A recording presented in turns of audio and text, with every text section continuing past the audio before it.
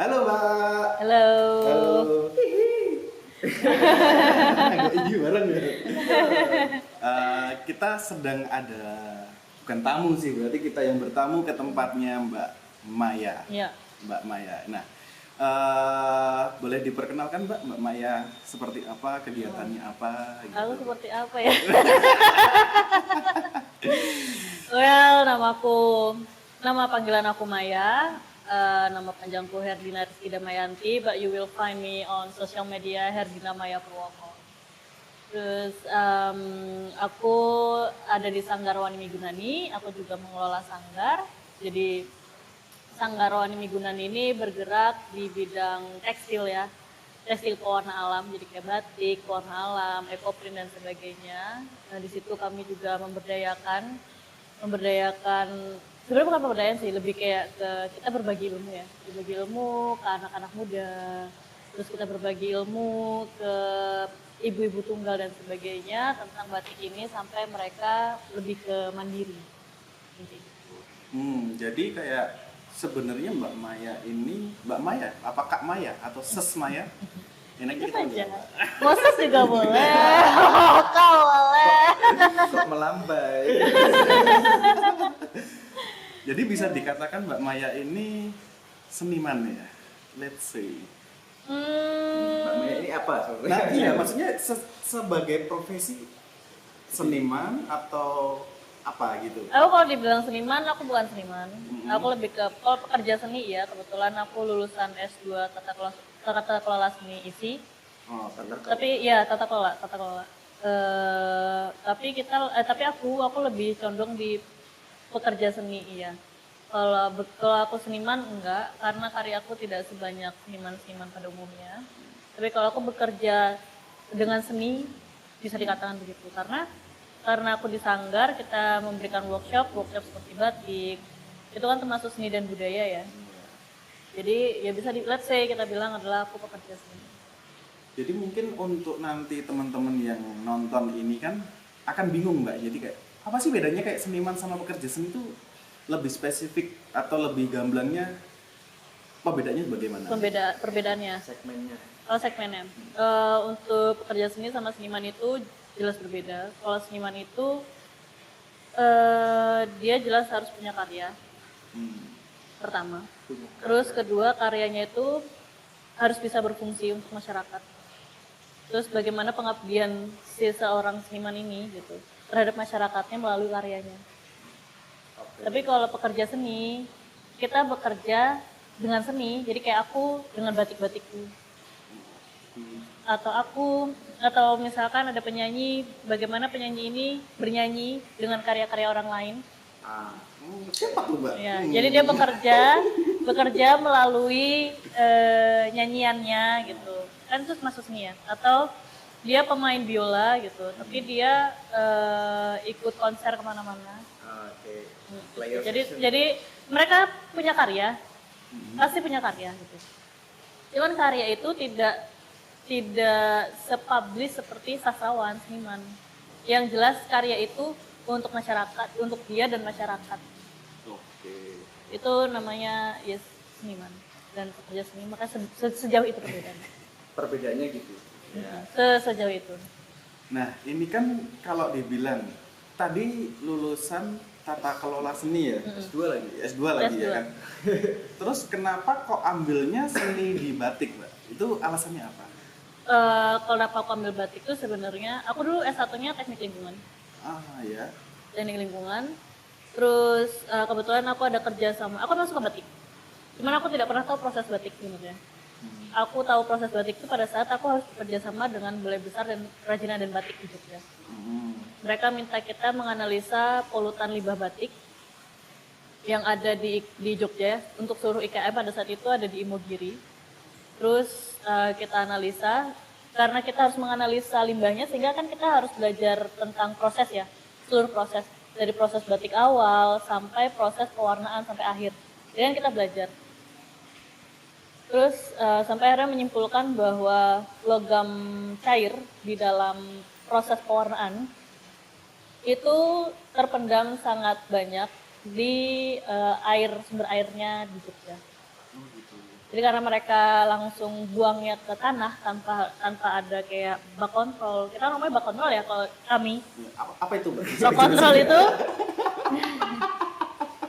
bak kontrol itu semacam galian bak. Jadi itu bukan bak ember bukan ya. Oh, iya. Oh, Jadi galian tanah tapi itu harusnya tuh ada kayak betonnya atau apanya gitu. Nah, itu untuk menampung limbah. Nah, yang limbah itu nanti kalau mereka nggak punya pengolahan air limbah, dia biasanya memanggil itu tukang sedot WC oh gitu. untuk ngambil limbahnya. Jadi limbahnya tuh nggak dibuang sembarangan gitu, karena kan ternyata pewarna sintetis kan yang kita gunakan untuk pewarnaannya. Nah, itu dari situ akhirnya dari penelitian itu aku lanjut lagi ke skripsi. Jadi aku ada pengolahan limbah cangkang gonggong. Jadi cangkang gonggong itu semacam kerang, tapi dari Tanjung Pinang. Nah, cangkang itu pengolahan limbah cangkang gonggong sebagai absorben untuk mengolah limbah cair logam cair kromium pada limbah batik hidup. Gitu. Terus karena kromiumnya cukup tinggi ya. Kalau kromium itu kan juga salah satu penyebab cancer. Gitu. Walaupun itu tidak dikonsumsi, Mbak. Kan kita nggak konsumsi, cuman misalkan gini nih, si pembatik buang nih limbahnya ke tanah. Tanah itu kan ada air tanahnya, sumur. Campur sama air batik. Walaupun mungkin air batiknya lebih sedikit daripada air tanahnya, nggak terlalu apa namanya? Air tanahnya tuh tidak berwarna misalkan. Iya. Tapi kan si logam cair itu kan udah larut. Oh, jadi kayak ikut ke bahan makanan kayak atau apa yang tanaman-tanaman gitu juga Iya, ya? yang kayak gitu. Oke. Terus dari situ aku masuk S2-nya itu ya karena concernku ya terhadap batik, bahwa gimana sih orang-orang pembatik ini jadi pembatik atau batik itu tidak disalahkan karena merusak lingkungan. Karena itu adalah budaya Indonesia. Jadi bagaimana batik itu tetap lestari sebagai budaya dan seni dan budaya, tapi lingkungan juga lestari. Nah, itu yang akhirnya menjadi concernku dan isuku masuk ke S2. Yang tata kelola seni. Oh, itu kalau boleh tahu tata kelola seni itu untuk ke arah mana sih? Kayak mungkin kelola apanya gitu? Kalau tata kelola seni yang aku pelajari, kita lebih kayak ke mengelola galeri, museum, desa wisata, terus kita mengelola orangnya, terus kita mengelola lingkungannya. Nah, untuk produknya Mbak Maya sendiri nih, dari batik yang ada keresahan dan segala macam yang itu menimbulkan program batiknya Mbak Maya sendiri kan akhirnya. Nah, program dari Mbak Maya sendiri itu batiknya berupa kayak gimana sih, Mbak? Boleh tahu nggak sih? Oh, batiknya? Ini kayak di belakang. Tapi itu bukan batik ya. Enggak. Kalau batik itu aku bikin batik batik tulis, batik cap, bahkan aku bikin batik cap dari kertas. Capnya kan capnya ada yang dari tembaga. Aku bikin dari kertas. Terus apa namanya? Oh ya, terus bedanya batik dengan tekstil lainnya yang aku kerjakan. Karena kalau batik kan udah jelas ya, ada parameternya UNESCO. Kalau misalkan sesuatu hal tekstil itu bisa dinyatakan batik selama dalam prosesnya kita menggunakan canting dan malam. Oh gitu. Itu bisa dikatakan batik. Tapi selebihnya itu hanya tekstil. Nah, yang aku bawa ini lagi ekoprint. Jadi aku sebenarnya sedang mengenalkan, bukan ekoprint yang aku kenalkan, cuman yang sedang aku kenalkan itu adalah pewarna alamnya. Jadi kayak bagaimana orang-orang itu tetap tertarik dengan tekstil walaupun dia cuma warna alam. Warna alam itu kan tidak secerah warna sintetis kan. Iya sih, benar juga. Nah, itu yang jadi concern issue tuh. Boleh dikasih lihat, Mbak, contohnya kayak gimana? Boleh. Ini kayak gini. Ya. Itu juga berarti dari pewarna alam ya, Mbak ya? Ini kan daun, ini indigo. Ini indigo tarum arai. Jadi indigo itu ada banyak. Ini yang salah satunya tarum arai. Terus ini aku lupa ini apa, soalnya ini kayaknya rumput-rumput ya. Terus yang ini kayaknya asem deh. Aku lupa juga. Ini jarak wulung. Terus ada banyak banget. Nah ini salah satunya ini jati, daun jati. Daun jati ya berarti. Ya ini kan kelihatan daunnya, serat-serat daunnya. Oh, jadi dia bisa ngebentuk pola sendiri gitu ya Mbak? Daunnya masih, jadi kalau ekoprint itu dia kan bukan batik ya. Heeh. Dia salah satu tekstil. Jadi dia ini sedang mau masuk gitu ke dalam salah satu tekstil Nusantara. Walaupun sebenarnya ekoprint sendiri itu bukan dari Indonesia. Ekoprint itu dari luar. Boleh tahu dari mana Mbak sebenarnya? Aku kurang paham, cuman yang setahu aku gitu. Itu dari Turki, yang setahu aku ya dari Turki. Turki. Iya. Turki ayam. Nah, terus kenapa dia mau masuk ke dalam tekstil Nusantara? Karena dia menggunakan dedaunan daun Nusantara, daun-daun Indonesia. Kita kan nggak mungkin dong ekspor daun dari Turki Iya dong. gitu kan. Iya dong. Makanya kenapa dia mau masuk ke dalam tekstil Nusantara. Nah, cuman hebatnya si ekoprint ini dia tuh bisa nggak cuma di kayu bisa, di batu bisa, di keramik bisa tuh yang kayak itu gelas. Oh di gelas itu juga dari ekoprint ya? Iya itu ekoprint daun jati. Tuh, nah kalau batik itu kan dia terpusat di kayu, kain, yang kayak gitu kan. Kayak gitu. Nah dari mungkin itu jadi kayak programnya Mbak Maya ya, jadi kayak tujuan atau visi misinya Mbak Maya. Nah untuk sejauh ini programnya sudah sampai mana sih Mbak? Apa aja yang udah dikerjain gitu atau mungkin ada apa gitu? Kalau apa yang udah dikerjain, apa ya? Mungkin ini salah satunya yang kita pakai sekarang tempatnya gitu. Oh iya, jadi Sanggar sendiri tuh udah kemana-mana ya.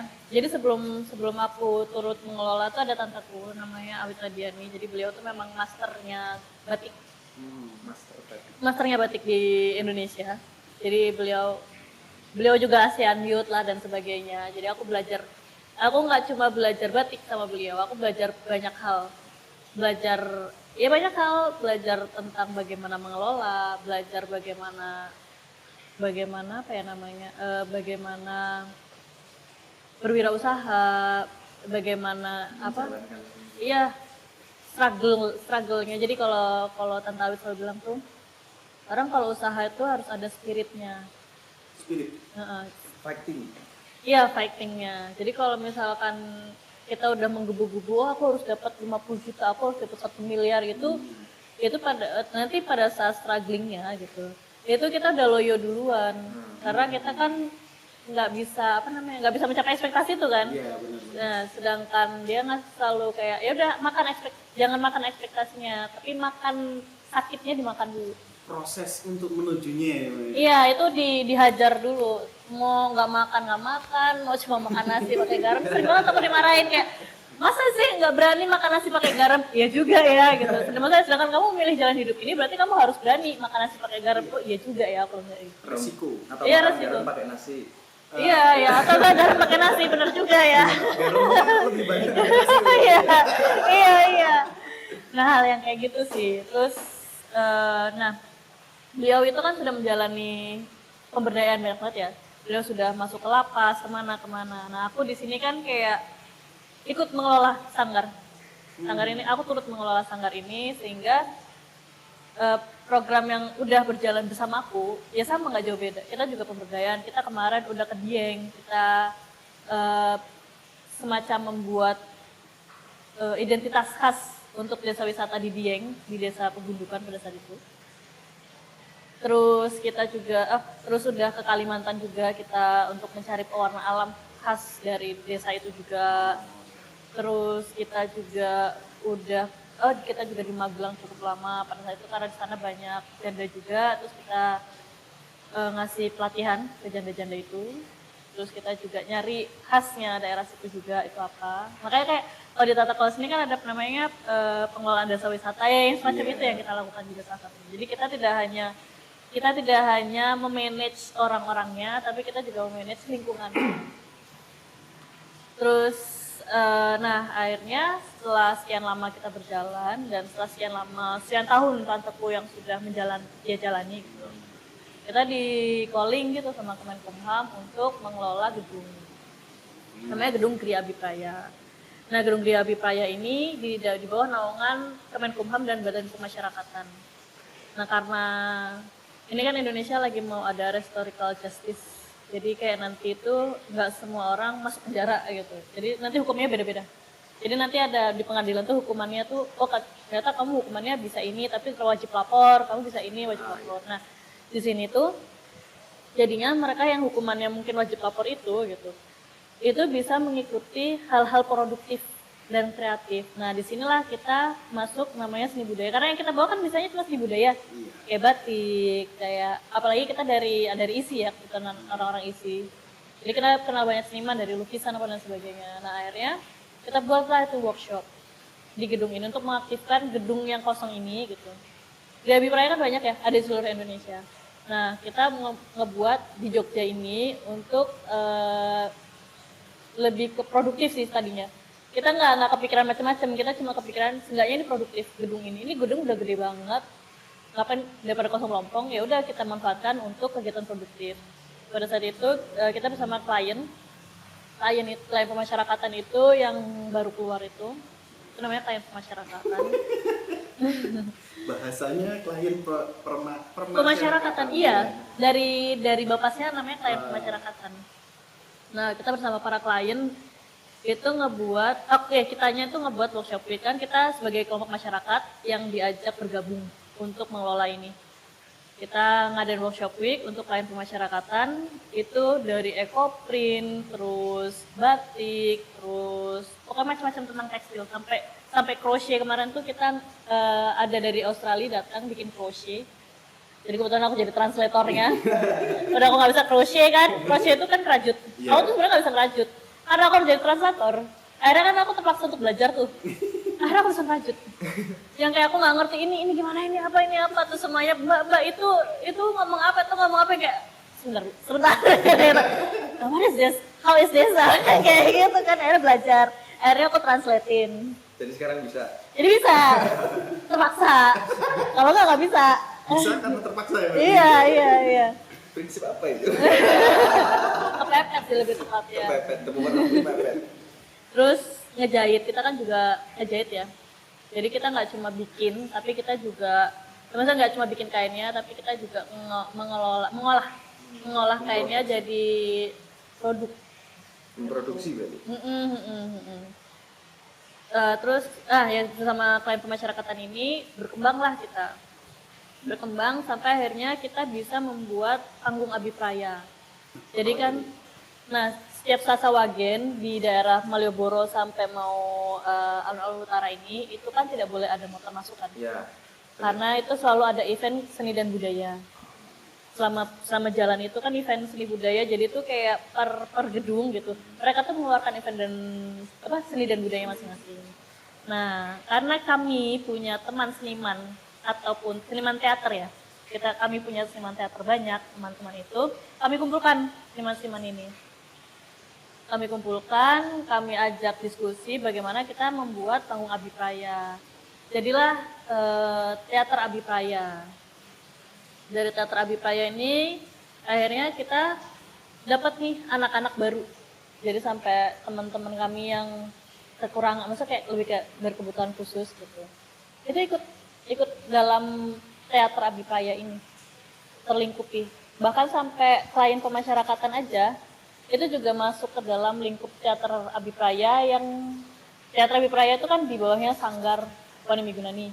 Panggung Abipraya itu kan masuknya ke dalam lingkup Gria Abipraya ini, gedung Gria Abipraya ini. Terus kita udah sampai ngebuat sejauh itu, sampai akhirnya dinotis lah sama Kemenkumham. Karena Kemenkumham punya Gria Abipraya banyak buat seluruh Indonesia, mereka akhirnya menotis bahwa kita tuh akhirnya menjadi percontohan Gria Abipraya di seluruh Indonesia. Gitu. Itu juga tadinya kita cuma mikir produktif aja, yang penting produktif, kliennya juga maksudnya adalah yang dikerjain gitu kan. Mereka nggak cuma harus kerja di pabrik kopi atau apa gitu kan. Kan biasanya kayak gitu. Yeah. Untuk nambah nilai kan sebenarnya. Nah, akhirnya kita buat itu. Terus jadilah percontohan, jadilah ini sampai akhirnya Gria Abipraya ini dilaunchingkan di Jogja. Dan itu tuh sampai Kemenkumhamnya dari Belanda itu pun juga notice dengan kegiatan kami kan.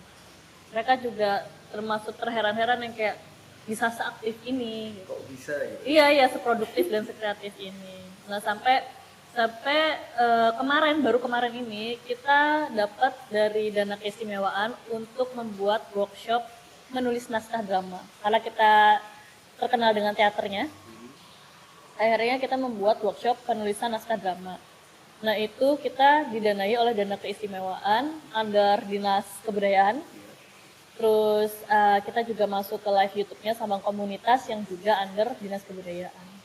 Jadi mereka udah notice itu. Yang kita juga yang kayak, wow kita cepat juga ya ininya. Jadi diutamakan lagi. Iya. Prioritas ada prioritas. Kayak nasabah prioritas ya. Tapi untuk pergerakan dari Abipraya ini, itu apakah cuma untuk internal atau bisa untuk umum? Misalnya kayak ada acara nih, ada orang yang bikin acara, terus kayaknya aku butuh deh orang-orang Abipraya gitu, bisa nggak sih sebenarnya? Bisa kok. Jadi sebelum Abipraya punya panggung Abipraya, sampai kita membuat teaternya sebelum sejauh itu, kita sempat nyoba Abipraya ini untuk jadi gedung galeri. Iya. Jadi pas itu sempat untuk pameran lukisan, sketch kayak gitu, suatu komunitas besar di sini. Dan pada saat itu yang ngebuka juga Rektor ISI yang sudah meninggal sekarang. Oh, innalillahi. Iya, iya Pak Timbul yang dulu buka. Jadi, nah itu awal mula kita trial juga kan. Sebenarnya apakah Abipraya sudah bisa nih untuk jadi public space ya sebenarnya. Kan ini public space itu juga menjadi isu kan, di mana mahal untuk venue, sebagai venue dia mahal. Terus untuk artisan-artisan baru nggak bisa nyewa. Orang-orang mau latihan juga nggak tahu mau latihan di mana. Bahkan sampai orang-orang yang public space-nya ditutup gitu. Akhirnya mereka nggak bisa, yang tadinya komunitas itu sudah komunitas berdiri lama, nggak bisa punya tempat bernaung untuk latihan. Nah ini kan kita buat jadi tadinya khusus untuk pelayanan pemasyarakatan, sehingga kita rubahlah itu visi misi. Seiring berjalannya waktu. Iya. Kita rubah visi misi itu menjadi public space, tempat kreatif. Jadi siapapun boleh untuk mengakses sini ya, Siapapun boleh untuk mengakses ini. asalkan ada izinnya. Bahkan orang umum tidak tahu mana klien. Oh gitu. Iya. Asal izin ya Mbak ya? Atau Iya, jelas izin. atau mentar masuk kan langsung Iya. pakai. Jadi benar-benar kita tuh merahasiakan banget, oh yang ini. Jadi biar mereka bisa berbaur di masyarakat. Biar masyarakat juga bisa menerima dia kembali ke dalam lingkungan. Kalau boleh tahu, malah justru tertariknya tuh gini. Kan Mbak Maya ini kan sudah berimpact di dunia seni segitunya. Menurut kami ya. Menurut penonton pun sepertinya juga gitu. Gitu. Cuman Nggak tahu aku juga ya. Menurut aku nggak tahu. Minum dulu Mbak, biar nggak seret. Pasti kan akan menimbulkan pertanyaan. Keponya itu Mbak Maya ini dulunya siapa sih gitu? Bukan siapa-siapa. Dulunya gimana gitu perjalanannya dari awal mungkin sampai mungkin dari gini. Kalau aku Ya kalau dulunya dari nggak punya uang, tapi masih nggak punya uang sampai sekarang, gimana dong? makanya kita cari di sini. kalau ada sponsor ya, tolong ya. Jadi mungkin pertanyaannya Mas Yuda itu lebih ke arah tadi untuk membahas masalah yang kayak kita harus struggling segala macam. Mungkin ada nggak sih strugglingnya Mbak Maya untuk dari Mbak mahasiswa biasa? Mbak biasa. Mbak mahasiswa biasa menjadi sosok Mbak Maya yang sekarang gitu loh. Mungkin Mbak itu Maya yang sekarang maksudnya gimana ya? Mungkin kan pertanyaannya akan gitu. Apa ya? Lebihnya, jadi pada saat aku lulus S1 aku jelas sama kayak anak-anak S1 pada umumnya. Aku biasanya mau kerja kemana, aku biasanya mau ngapain. Cuman pada saat itu, ya aku ikut aja. Orang tua minta aku PNS aku ikut, orang tua minta aku BUMN aku ikutin. Tapi nggak tahu kenapa nggak pernah lolos. Kalau sampai yang kayak ini kenapa ya kok nggak pernah lolos ya? Kan orang bilang doa orang tua itu berpengaruh gitu. Padahal aku belajar, aku nggak ada yang nggak belajar aku ini. Tapi kenapa aku nggak pernah bisa masuk sesuai, kan orang bilang kalau kamu kuliah A ya kamu harus kerja A gitu. Sampai akhirnya karena aku sebenarnya nganggurnya juga nggak lama kok. Aku bukan nganggur yang nganggur banget, enggak. Jadi aku lulus tahun 2016, 2017 itu aku wisuda, 2017 awal tapi. Terus habis aku wisuda itu kan ada banyak bukaan tuh, ya nyoba aja. Terus ada bukaan itu BLKPP, Balai Latihan Kerja. Nah itu, Balai Latihan Kerjanya pemerintah, itu tentang English for the Office. Ya aku masuk. Ya aku cuma masuk karena ya daripada aku nganggur, aku mau ngapain?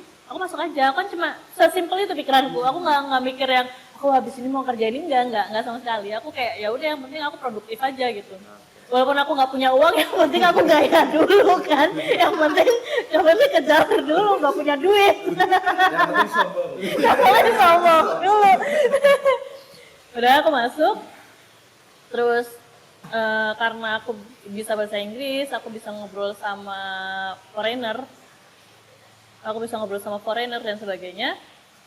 Terus ternyata di BLKPP itu ada cucunya owner museum batik pada saat itu. Karena dia tahu aku, ya menurut dia gitu, aku tuh orangnya aktif gitu, tapi menurut aku ya biasa aja gitu kan. Menurut dia kayak, wah anak ini cocok nih masuk museum gitu kan. Terus ditawarin, jadi tuh si English for the Office itu 3 bulan. 2 bulannya kita belajar, 1 bulannya kita OJK, on the job training namanya, OJT, on the job training. Jadi kayak PKL. Terus aku nggak pernah bingung aku mau PKL di mana, karena si cucunya owner museum ini langsung narik, Mai sini aja ke museum gitu, museum batik lah. Kok ngepas gitu, maksudnya ngepasinnya kayak aku juga pada saat itu kan mengenali limbah batik kan. Iya. Oh ya udah oke, aku gitu, aku okein on the job training 1 bulan. Selesai tuh aku jadi on the job training, terus aku kemana aku lupa, aku kayak pergi ke Jakarta apa ya. Iya, aku pergi ke Jakarta, aku mencoba pekerjaan lah gitu. Umum, normal Working kayak orang-orang, tapi aku belum keterima, jadi kayak masih interview. Iya. Interview dipanggil lagi sama museum. Kayak kita kekurangan orang, kamu mau nggak ngelola museum? Gitu. Hah? Aku kaget kan. Boleh gitu. Datang, Maya kamu ngelola museum ya, gini-gini. Tapi nanti cuman yang jadi permasalahan karena nggak ada yang handle foreigner, kamu juga nggak handle foreigner gitu. Jadi aku tidak menghandle orang yang Indonesia, aku menghandle foreigner sama mengelola museum. Oh iya boleh gitu. Masuk lagi aku ke museum batik, ya aku ngelola museum, aku disuruh nyari gimana caranya ngebuat museum itu naik. Jadi aku belajar mengelola tuh otodidak. Jadi museum. Jadi sebelum aku mengenal tata kelola seni, aku nggak tahu tuh tata kelola seni. Aku langsung terjun, dan itu tuh bener-bener nggak ada bayang ngelola museum tuh gimana. Aku nggak ngerti kan apa yang harus aku kelola. Aku nggak ngerti. Pada saat itu kan branding, marketing, digital marketing itu kan tidak se-booming sekarang. Iya. Di tahun 2017 itu kan tidak se-booming sekarang. Iya. Masih Facebook kayaknya dulu. Masih iya. Instagram baru-baru gitu. TikTok juga masih yang angot-angotan gitu. Dulu masih musik ya, iya. Spotify belum yang seheboh sekarang gitu kan. Terus ya udah akhirnya dari situ Instagramnya aku perbaiki. Terus dari situ orang-orangnya gitu kan, situ banyak orang tuanya ya. Orang-orangnya aku kasih pleasure, aku fulfill pleasure-nya sampai akhirnya mereka nurut sama aku. Mbak Maya mau apa? Mbak Maya mau gimana? Mbak Maya ini, jadi karena aku sering mendengarkan ya, aku dengerin aja mereka maunya apa, walaupun nanti di belakang kayak, nyebelin banget sih nih orang. Cuman aku fulfill aja dulu kebutuhan mereka apa, oh kamu kebutuhannya ini gitu. Tapi kalau misalnya kebutuhan mereka tidak bisa aku penuhi, biasa aku nanti kasih tahu, ibu permasalahannya kita ada di sini, sehingga ya ibu harapkan yang ini, belum bisa terwujud dulu nggak apa-apa kan? Gitu. Oh ya mbak nggak apa-apa, nanti bisa ini dulu. Nah jadi maksudnya kita ada diskusi, komunikasi. Itu bener-bener otodidak, aku nggak yang belajar apa, bener-bener terjun langsung. Terus aku harus memimpin sebuah pelatihan, kan di sana juga ada workshop batiknya kan. Nah pada saat itu pelatihan bisa sampai 200 orang, 300 orang, aku harus bisa memimpin Pimpro, aku harus bisa menjadi Pimpro di situ, event kan itu, aku harus bisa menjadi pemimpin proyek event gitu. Wah pokoknya bener-bener yang kayak wow, aku kira aku di museum batik itu aku bakal memahami proses sampai akhirnya alur limbah apa dan sebagainya. Ternyata itu sesuatu yang luar biasa sih untuk aku. Iya di luar bayangan aku kan. Terus akhirnya terus pada saat itu ada yang ngasih tahu aku kayak gini. Kamu udah terjun di situ, kenapa kamu nggak sekalian batik? Karena pada saat itu aku masih belum bisa batik. Udah beberapa bulan di situ aku masih belum bisa batik. Sudah mempelajari tapi belum bisa untuk belum bisa terus terjun gitu. Percuma kamu udah nyemplung tapi kamu nggak nyelam sekalian gitu. Oh iya juga ya gitu. Belajar aku batik. Akhirnya pada saat aku jadi Pimpro aku juga ngelit para workshopnya, para yang ikut workshop. Jadi aku nggak cuma Pimpro, jadi kayaknya double kerjaannya di kono. Ya enak gitu. Saat iya double bisa semua kan. Belajar semua. Ya dari aku belajar semua akhirnya aku tahu kebutuhan batik itu sebenarnya apa sih yang di orang-orang mau tuh apa. Akhirnya aku mikir kok kayaknya aku belum pernah menemukan batik yang berbeda. Semua batik itu dengan batik standar, bahkan di museum. Kayak yang harus ada pakemnya, parang, kawung. Terus misalkan, ini pakemnya adalah pakeman, pesisir utara, kayak Pekalongan, dan sebagainya. Sampai akhirnya aku keluar dari museum, aku bikin sendiri, namanya Ramacraft. Itu tote bag batik anak muda, sasaranku anak muda. Jadi kalau kita ngomong segmentasiku adalah anak muda pada saat itu. Dan batiknya itu bukan batik parang enggak. Jadi itu benar-benar yang kayak kucing tapi dalamnya tuh ada keluar batiknya. Terus bentuknya kuda laut apa dan sebagainya macam-macam. Yang segmentasiku harusnya anak muda bergeser ke foreigner, ke bule. Dan itu aku juga nggak tahu. Ternyata untuk anak muda pada saat itu aku kasih harga 100.000 kan. Untuk anak muda itu kemahalan. Tapi kalau kamu lihat prosesnya, itu proses yang cukup panjang, gitu kan. Aku juga tidak nembak foreigner tuh aku nggak nembak. Bukan aku yang nembak, tapi market yang membentuk sendiri. Oke, Iya, jadi kalau kita ngomong segmentasi, aku sudah mensegmenkan aku pengen anak muda, tapi ternyata sering berjalannya waktu, market itu yang membentuk sendiri.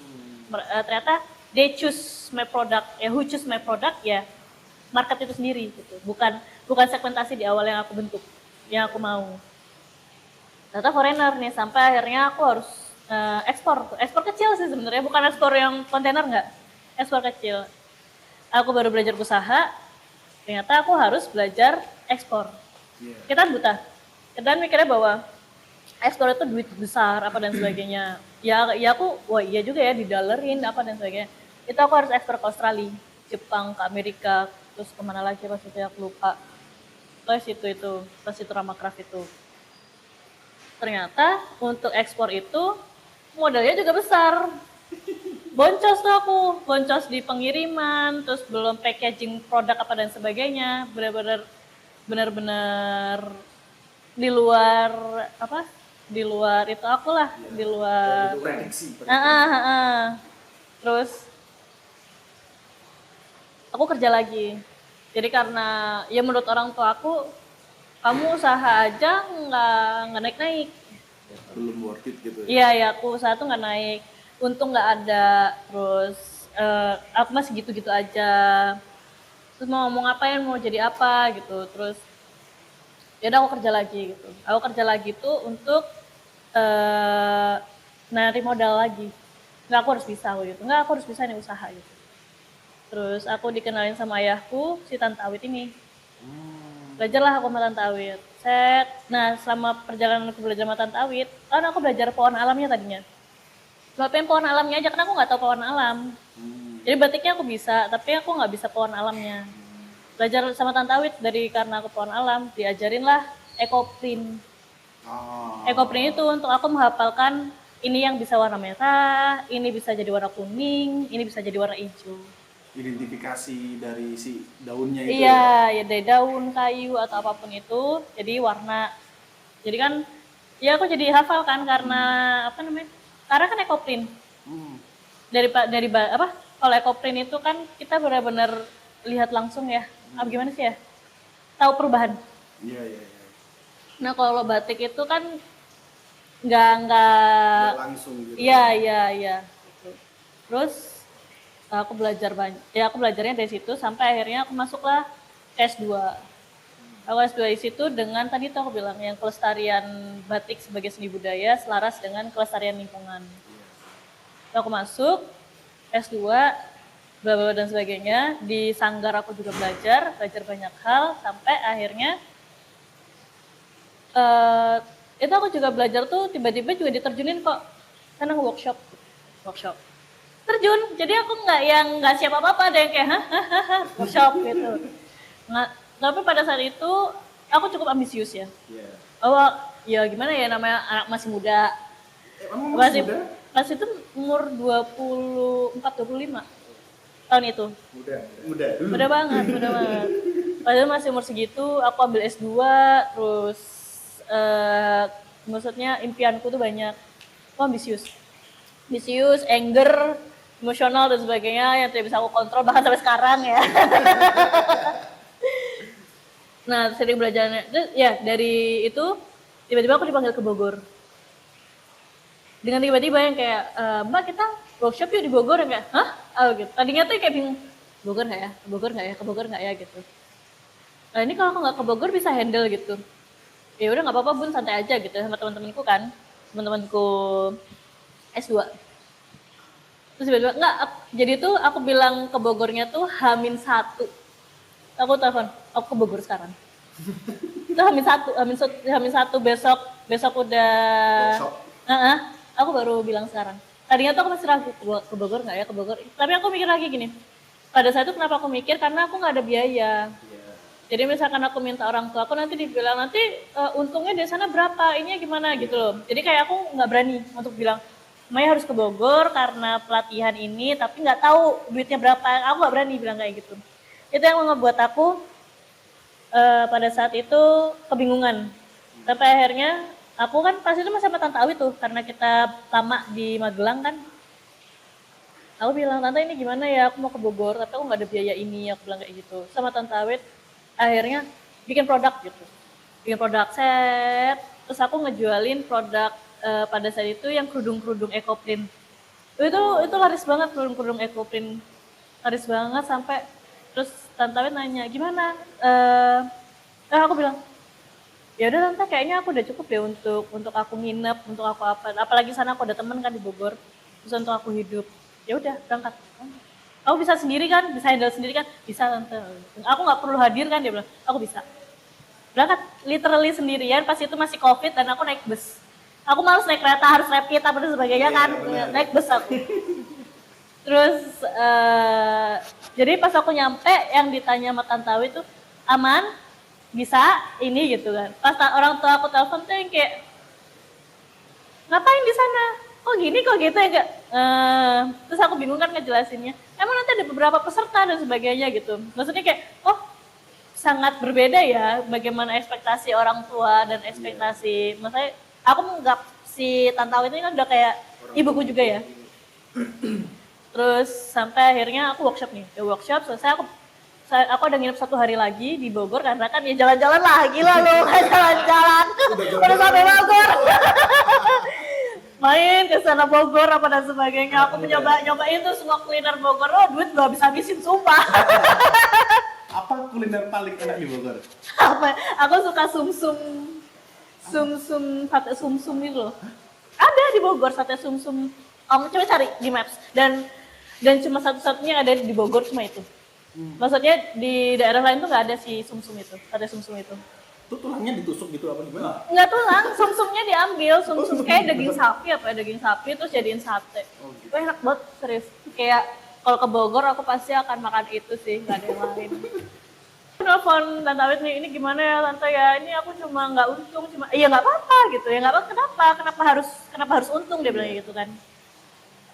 Kamu, maksudnya ini adalah event pertamamu, kamu dipanggil sebagai tutor, kamu sampai Bogor, itu jauh loh Bogor. Itu Bogor Jogja itu cukup jauh banget gitu. Itu hal yang luar biasa. Kenapa kamu harus berpikir untung gitu? Kayak, oh iya juga. Akhirnya terabas. Aku udah gak peduli orang tua aku ngomong apa kan, terabas sama aku. Terus Ya udah akhirnya aku bisa membiayai S2 aku melalui itu. Iya, tapi tiap bulan nangis, tiap bulan nangis. Tante aku lepasin aja S2-nya, aku nggak bisa nih, aku nggak ngerti mau. Tenang dulu, jangan nangis, kita cari cara akhir.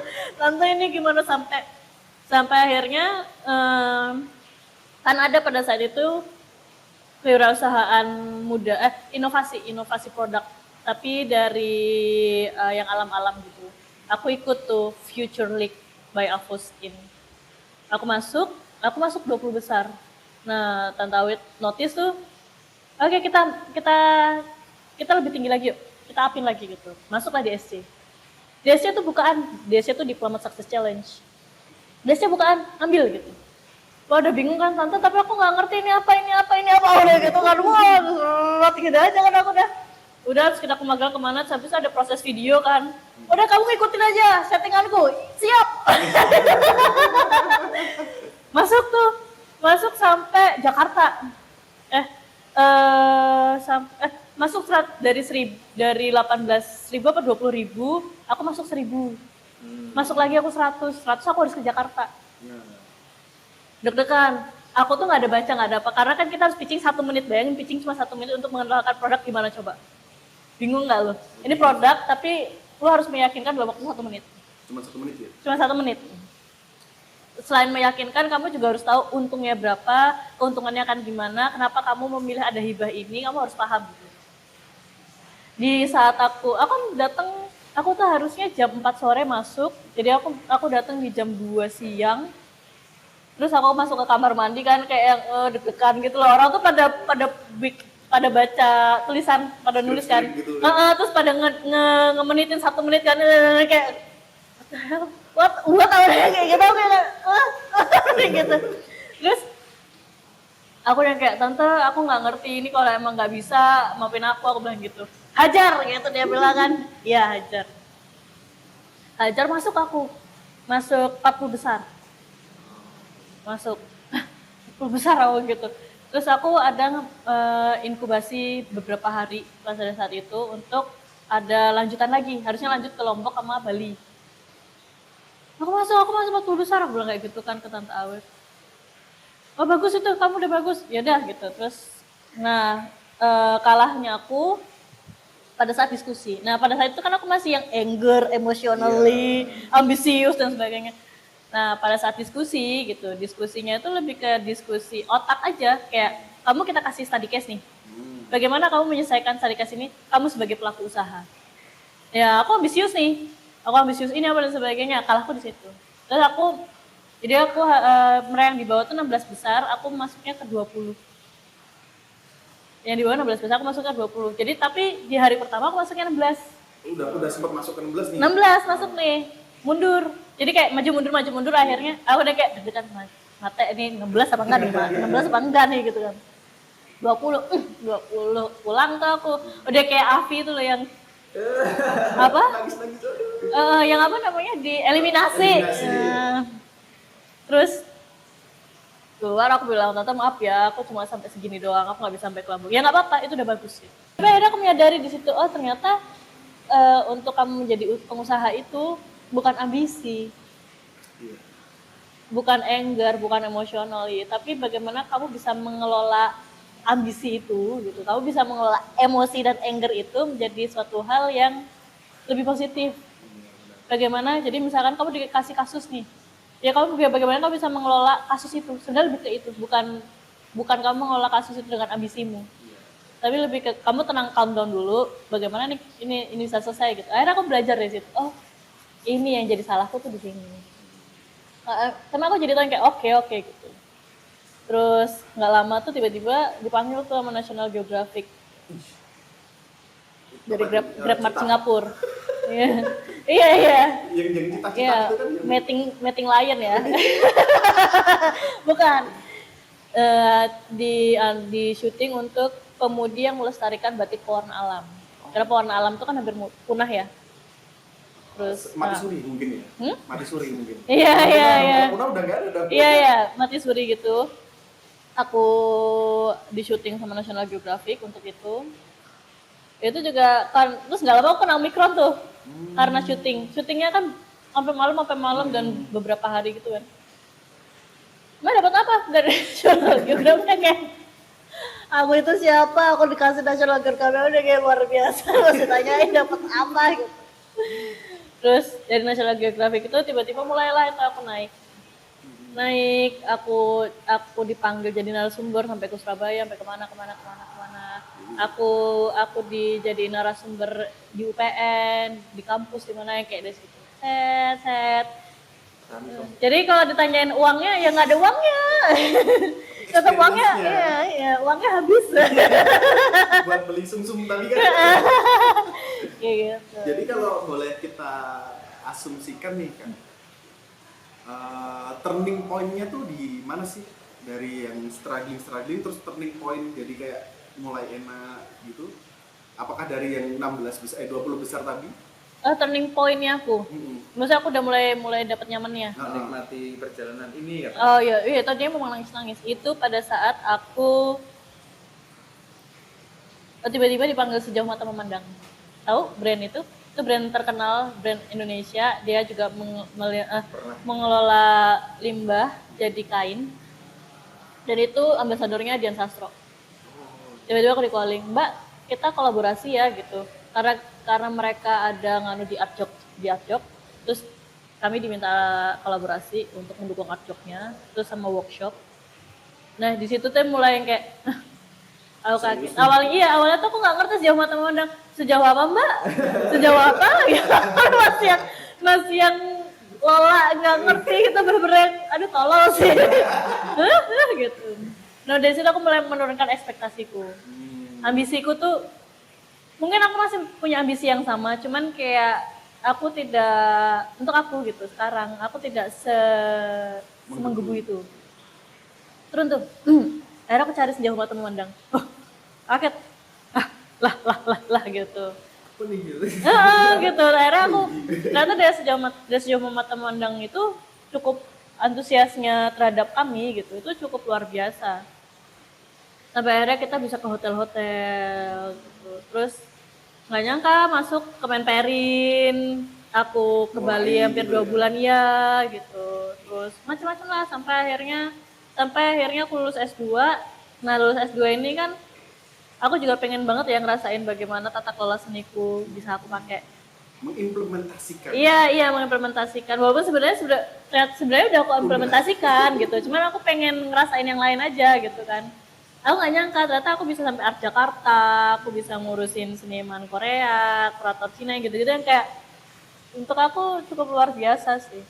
Bukan cukup sih. Luar biasa. Menurut kita itu sudah sangat luar biasa. Iya, ya walaupun tapi kalau dibilang nangis gitu kan, sedih loh. Maksudnya yang bikin aku sedih itu aku harus bisa sendiri.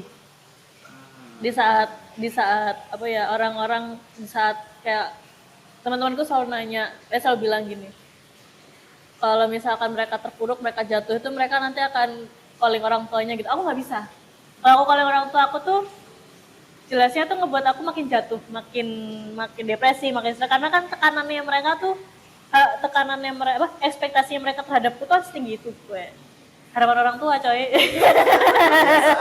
Iya, dan ternyata yang aku lakukan itu tidak sesuai dengan ekspektasinya mereka. Misalkan nih kayak aku sampai Kemenperin, aku harusnya bisa membawa uang 30 juta. Ternyata ekspektasinya mereka kan aku tidak bisa membawa uang 30 juta. Gitu.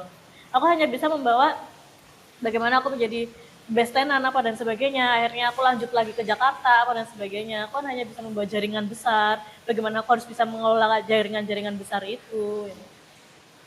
Nah kalau tadi ini kan pokok pembahasannya lebih ke arah perjuangannya Mbak Maya ya, jadi kayak perjuangannya. Ada nggak sih momen mengharukan gitu yang sampai I'm proud of my bangga banget? Pas masuk DSC sih itu. Gimana ceritanya? Boleh tahu? Wah itu kaget lah aku. Aku kan masuknya per kelompok. Aku cuma tiga orang, 2 cowok, aku cewek 1 pas mas di dalam. Di situ tuh ada Pak Handoko yang punya penggagas M Block Space, Post Block, sama yang di Jambi itu. Sama JNM Block ini kan penggagasnya Handoko. Oh, satu Satu orang ya itu ya berarti? Hah? Satu orang ya? Satu orang tuh. Ada Handoko, ada Jupaka, ada aku lupa Burger Greens itu pas itu Burger Greens itu, terus satu lagi aku lupa siapa.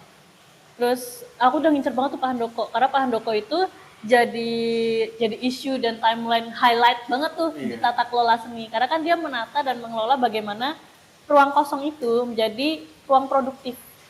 Ruang untuk pamerannya UMKM, ruang untuk public space, workspace dan sebagainya kan, si M Block Space ya. Dia berhasil dengan M Block Space, dia berhasil dengan Post Block, dia berhasil dengan yang di Jambi sampai JNM Block ini kan dia berhasil. Kan jadi isu banget, isu highlight yang luar biasa banget di tata kelola seni kan. Aku kaget loh, ada Handoko gitu kan.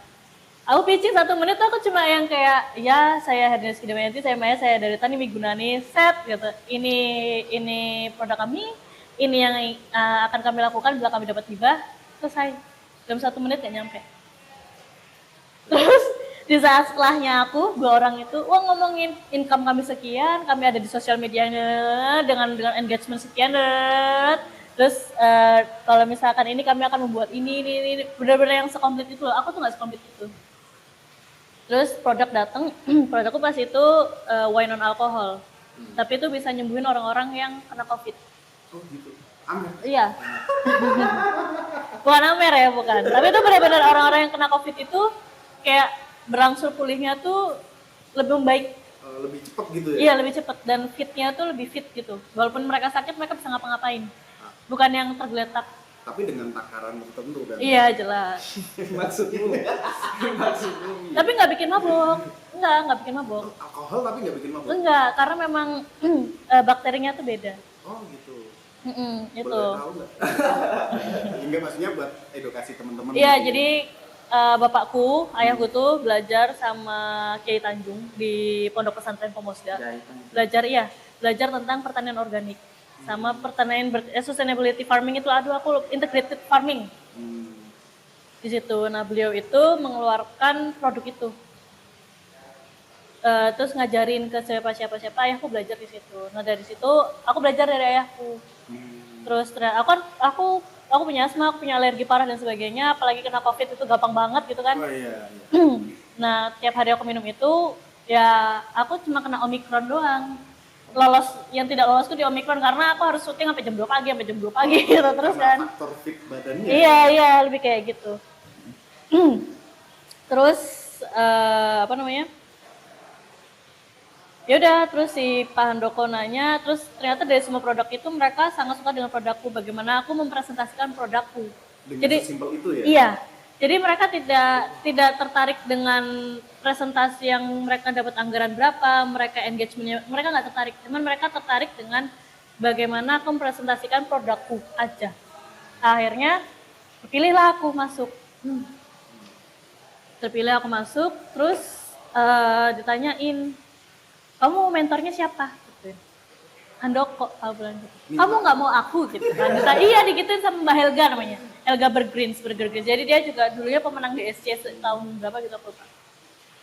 Kamu nggak mau sama aku? Aku tuh punya anak-anak muda ini loh gitu kan? Enggak, aku maunya Handoko. Pak Handoko, aku maunya cuma Pak Handoko. Aku bilang gitu. Iya, aku cuma mau Pak Handoko karena tuh bener-bener yang big line di tata kelola seni. Jadi itu kan ngebuat aku kayak, Handoko gitu. Iya kan. Dapat aku. Jadi aku dapat kayak gold ticket gitu dari Pak Handoko. Terus ditanyain, kenapa milih Pak Handoko? Karena dalam hatiku, ya karena dia big line-nya kampus kok. Sebenarnya cuma sesimpel itu sumpah. Dan aku tuh kayak, gitu. Terus yang kayak ternyata aku bisa sampai jadi pengusaha muda dan sebagainya itu yang kayak, sejauh ini ya aku udah, itu tuh cukup mengharukan sih. Yang aku nggak ada bayangan aku bisa sampai sejauh ini. Kayaknya nggak mungkin deh gitu kan? Iya, yang kayak, waduh kayaknya itu impossible. Iya.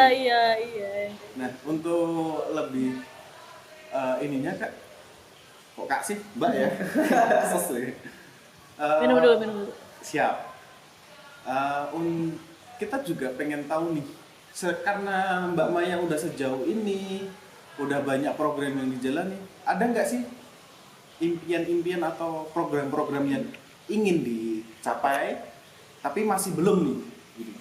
Ada Ada nggak ke depan. target-targetnya atau masih ada impian-impian lain gitu? Kita lagi mau setting program apa ya kemarin tuh ya yang aku ajuin, aku lupa sebentar.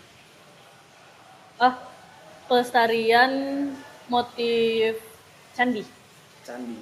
Iya, motif candi. Pas itu kita nemuin di Prambanan itu kan daerah desa itu, di desa itu tuh banyak bangun, selain candi ya, banyak bangunan bersejarah yang itu juga bisa jadi motif khas daerah situ. Jadi kalau itu jadi motif khas daerah situ tuh bisa menjadi industri batik besar juga. Karena di sana belum ada pembatik satupun. Itu yang jadi highlight program kami berikutnya yang lagi kita ajuin. Itu yang pertama. Yang kedua, kita mau naikin lagi teaternya kita. Teater kita tuh maksudnya bukan naikin gimana, lebih kayak mengupgrade. Jadi kita lagi pengen ngajuin untuk performance, cuman belum tahu.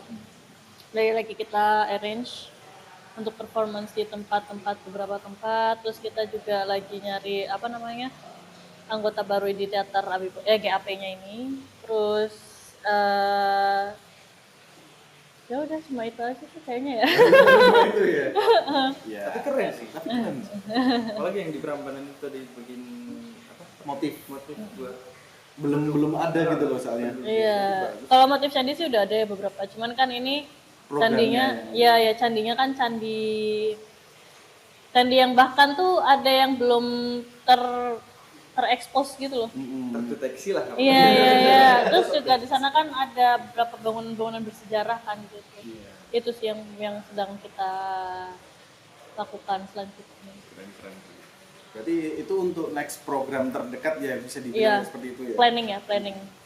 Nah, ini kan udah banyak banget nih cerita-cerita dari Mbak Bukan Maya. cerita sini kayak jadi semi curhat sih ini. Gak apa-apa kan, siapa tahu nanti jadi motivasi atau mungkin jadi kayak gambaran, oh ternyata tuh anak muda juga bisa loh gitu loh sampai sejauh ini. Betul. Nah, untuk mungkin dari Mbak Mayanya ada nggak sih pesan-pesan atau saran mungkin atau motivasi mungkin buat anak-anak muda yang pengen berkreasi kayak gitu? Motivasinya apa ya? Kejarlah mimpimu, itu bener sih. Jadi benar-benar jangan, siapapun itu gitu, jangan sampai ada yang menghancurkan semangatmu. Mau siapapun itu. Bahkan orang terdekatmu pun gitu, jangan sampai mereka dapat menghancurkan semangatmu. Mantap. Cuman Fighting itu, aja. tapi meaningful. Mantap. Meaningful dan mantap. Jadi mungkin kalau dari kita ya, ini kan dari Mbak Maya. Dari kita motivasinya lebih simpelnya lagi. Terkadang orang itu selalu berekspektasi terlalu tinggi terhadap kita. Iya. Tapi ya kita Orang itu bahkan orang terdekat loh yang lebih sakit itu. Iya. Kalau orang lain itu yang kayak bodo amat gua. Iya benar. Kalau orang terdekat tuh kayak, aku harus apa ya? Aku harus apa ya? Jadi gitu kan. Kayak Jadi kayak tekanan tersendiri. Iya.